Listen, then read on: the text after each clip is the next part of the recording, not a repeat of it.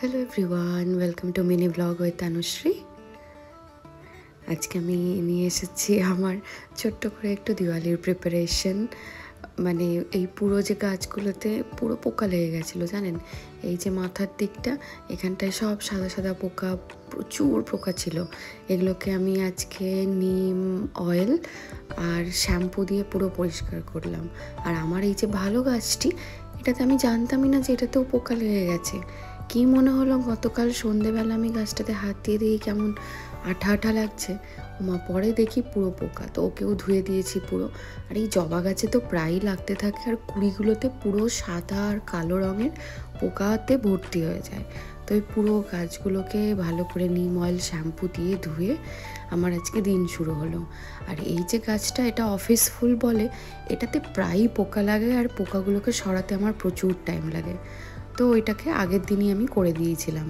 আর বাকি গাছগুলোতে মিস্ট দিয়ে নিয়ে একটু। আর আমার এই যে আসল নকল বাগান, আসল নকল বলছি এই কারণেই, কারণ গাছগুলো তো আসল, কিন্তু যে ঘাসটা সেটা তো আর আসল নয়। তো সেই জন্যে আসল নকল বাগান। তো এখানকার যে ছোট ছোট মানে শুকনো পাতা, শুকনো ফুল, ওগুলোকে আবার কেটে দিতে হয়। আর নিচে যেই ফুলগুলো পড়ে আছে ওগুলোকে একটু পরিষ্কার করতে হবে, কারণ এই জায়গাটা আমি একটু সাজাবো ভেবেছি, সেই জন্যে। তো এখানে অনেক ফুল পড়ে থাকে, ছোট ছোট ফুল। আমার তো ফুলের গাছ, বেশি বড় গাছ আমি এখানটায় রাখিনি, তো ছোট ছোট ফুলের গাছগুলো এই সাইডে আছে। আর জবা গাছটা ইউটিলিটিতে রেখেছি, অপরাজিতা গাছটাও ইউটিলিটিতে। আর এই বুদ্ধাটাও যেহেতু সাদা, এইটাও অনেক একদম মানে ধুলোতে ভর্তি হয়ে যায়। তো এটাকেও ভালো করে পরিষ্কার করে রাখতে হয়। এই দেখুন, এক বাটি গাছপাতা বেরিয়েছে। এই বাটিটাতে আগে আমার ছেলে খেত, এটা ওর মানে জীবনের প্রথম বাটি ছিল, এখন আর খায় না এতে।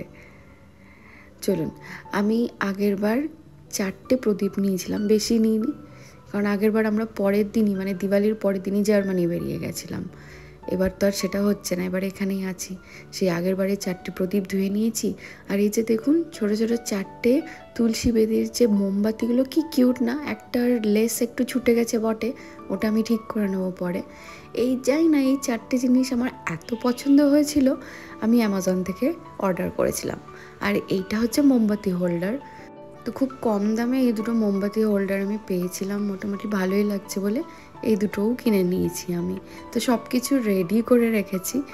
আর এই যে কিছু সোনপাপড়ি, মতিচুরের লাড্ডু আর কিটক্যাট, মানে আমার ঘরে যারা দুজন আসে কাজ করতে ওদেরকে দেওয়ার জন্যে। সবই মোটামুটি রেডি, শুধুমাত্র কাল সকালে গিয়ে আমাকে ফুল কিনে আনতে হবে। আর দেখুন, এই যে ছোট ছোট ফুল রয়েছে আমার কাছে কিছু, এগুলো স্পঞ্জের ফুল। এগুলো আমি 2 বছর আগে কিনেছিলাম, মানে আমি যখন গণেশ পুজো করেছিলাম, গণেশজিকে যেখানে বসিয়েছিলাম সেটাকে সাজানোর জন্য, তখন তো নিজেই ওগুলো করতাম। অনেক যেহেতু সময় থাকতো আমার কাছে, সেই জন্য। এখন তো সেটা হয় না। তো এই ছোট্ট ছোট্ট ফুলগুলোকে আবার বের করে এখানে আমি সাজিয়েছি। দেখুন কি ভারী সুন্দর লাগছে ঘাসের মধ্যে। আমার তো দারুণ লেগেছে ঘাসের মধ্যে এই ছোট্ট ছোট্ট ফুলগুলি, মানে আর্টিফিশিয়াল ঘাসের মধ্যে। তা আমি পুরো এই জিনিসটা দিয়ে সাজিয়ে ফেলেছি চারিদিকটা। কালকে আমি দেখাবো ভালো মতন সাজিয়ে গুছিয়ে, যখন আমি টাইম পাবো সেই টাইমে। আজ তাহলে আসি, আবার আসবো একটা অন্য ব্লগ নিয়ে। সবাই ভালো থাকবেন, টাটা।